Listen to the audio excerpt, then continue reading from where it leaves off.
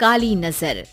माँ, माँ, अरे क्या माँ माँ कर रहा है? बकरी का बच्चा है क्या? अरे माँ, मजाक छोड़ो। मुझे फाइनली वो मेन चौराहे वाली दुकान मिल गई है। अब देखना, आपका बेटा दुगनी स्पीड से पैसा कमाएगा। उफ़ो, ये क्या? मेरी ऑनलाइन मेकअप क्लास चल रही है। इतनी जोर से क्यों बोल रहे हो आप दोनों? अरे मेरी धर्म पत्नी जी, मेकअप क्लास बाद में करना। वो चौराहे वाली दुकान मिल गई है हमको। अरे वाह! रुको, मैं अपनी माँ को फोन लगाकर बता देती हूँ। अरे मैं भी अपने रिश्तेदारों को बता देती हूँ। कितनी खुशी की बात है। हाँ हाँ, मैं भी अपने दोस्तों को बता देता हूँ। 1 हफ्ते बाद रजिस्ट्री है। बस, घर में खुशी का मौका था। उन तीनों ने अपने अपने फोन उठाए और लोगों में बात फैलाना शुरू कर दिया। और रही सही कसर श्वेता बहू ने अपने पड़ोस में सबको बताकर कर दी। अरे वर्मा आंटी, अब हम भी जल्दी कार ले लेंगे। घर का रेनोवेशन होगा और ठाट से रहेंगे हम भी। अरे ऐसा क्या हुआ? लॉटरी बाटरी लग गई है क्या? अरे इस बार चौराहे वाली मॉल में हमको भी दुकान मिल गई है। दुकान नंबर 21, जो एकदम चौराहे पर है। अब ग्राहक बढ़ेंगे तो आमदनी भी बढ़ेगी ही ना। अरे वाह, कितनी खुशी की बात है।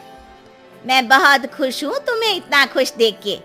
बाकी एक बात कहूँ, सबको मत बताते फिरना। किसी की नजर लग जाएगी तो खुशी की खबर वापस लौट जाएगी। हैं? ऐसे थोड़ी ना होता है। अब डरा रही हो। अरे सही कह रही हूँ।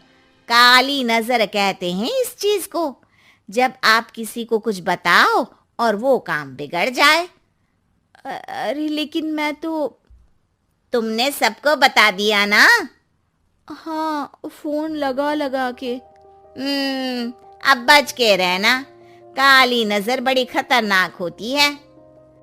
श्वेता इतनी खुश रहती है कि वो वर्मा आंटी की बात पर ध्यान ही नहीं देती, जबकि पड़ोस में और भी लोगों से खुशी की खबर शेयर करती रहती है। अगले दिन राजेश बहुत दुखी होकर घर आता है। अरे बेटा, क्या हुआ? मुंह क्यों सूजा हुआ है? मधुमक्खी ने काट लिया क्या? माँ, वो दुकान किसी और के पास चली गई। किसी ने ज्यादा भाव लगा दिया। अरे पर बात तो आपसे हुई थी ना उस दुकान वाले की। हाँ, आज मैं टोकन अमाउंट देने गया था, तब मुझे पता चला। कोई आकर सुबह मुझसे पहले ही ज्यादा अमाउंट दे गया। काली नजर। क्या? क्या कहा? वर्मा आंटी ने समझाया था कि किसी को बताना मत, वरना काली नजर लग जाएगी।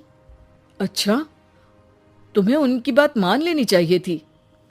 उनकी बात मान लेती, लेकिन उसके पहले ही सबको बता चुके थे ना हम तीनों। अरे अगली बार से ध्यान रखेंगे। कोई भी नई चीज होगी तो किसी को नहीं बताएंगे। तीनों कुछ दिन ऐसे ही रहते हैं, पर एक दिन श्वेता को एक मेल आता है। राजेश, मेरा ऑनलाइन मेकअप कोर्स कंप्लीट हो गया। अब मैं खुद का पार्लर खोल सकती हूँ। अरे वाह, अपने मोहल्ले में ही खोलते हैं। ये जो घर के सामने दुकान है ना, वहीं। हाँ, यहाँ सस्ती भी मिल जाएगी। अगले दिन श्वेता वर्मा आंटी के पास जाती है, मिठाई का डब्बा लेकर। अरे आओ आओ, कैसे आना हुआ? जोर से नहीं बोलूंगी। वो सामने वाली दुकान है ना, वहां मैं अपनी पार्लर की दुकान खोलने वाली हूँ, उसकी मिठाई है। अरे वाह, बहुत बधाई हो तुमको।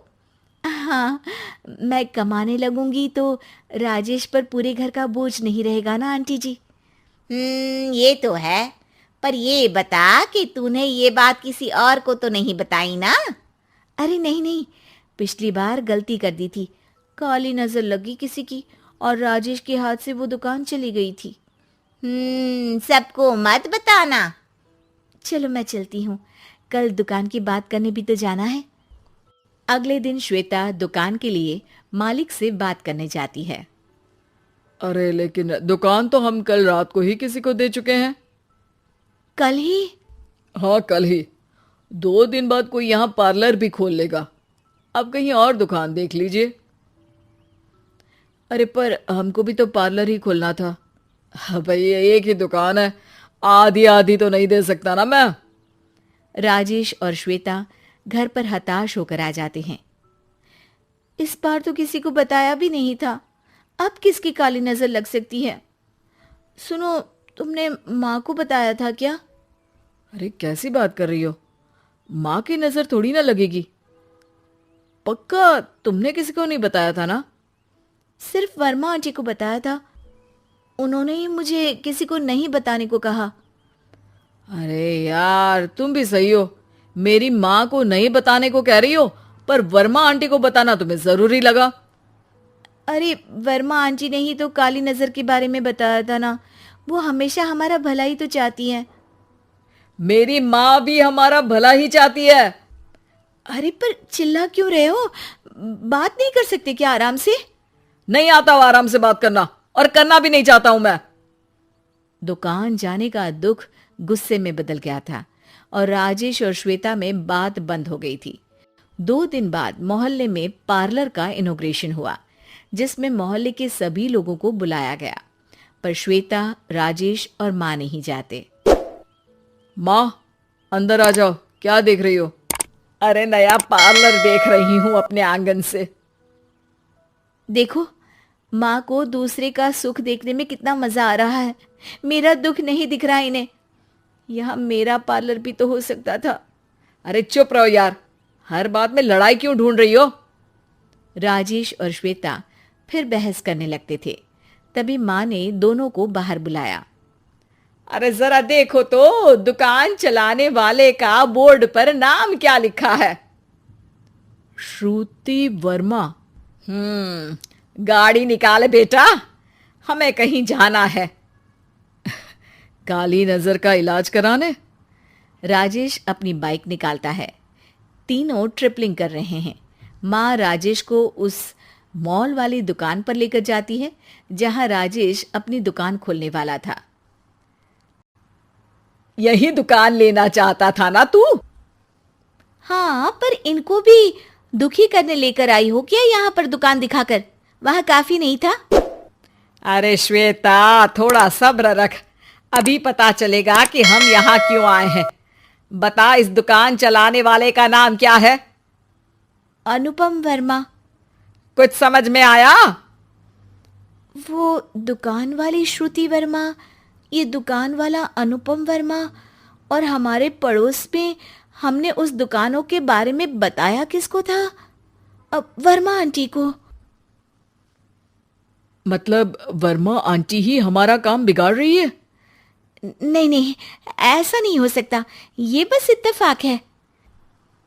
राजेश अपना फोन निकालता है और श्रुति वर्मा और अनुपम वर्मा के नाम फेसबुक पर सर्च करता है, जहां ये दोनों ही वर्मा आंटी के रिश्तेदार होते हैं।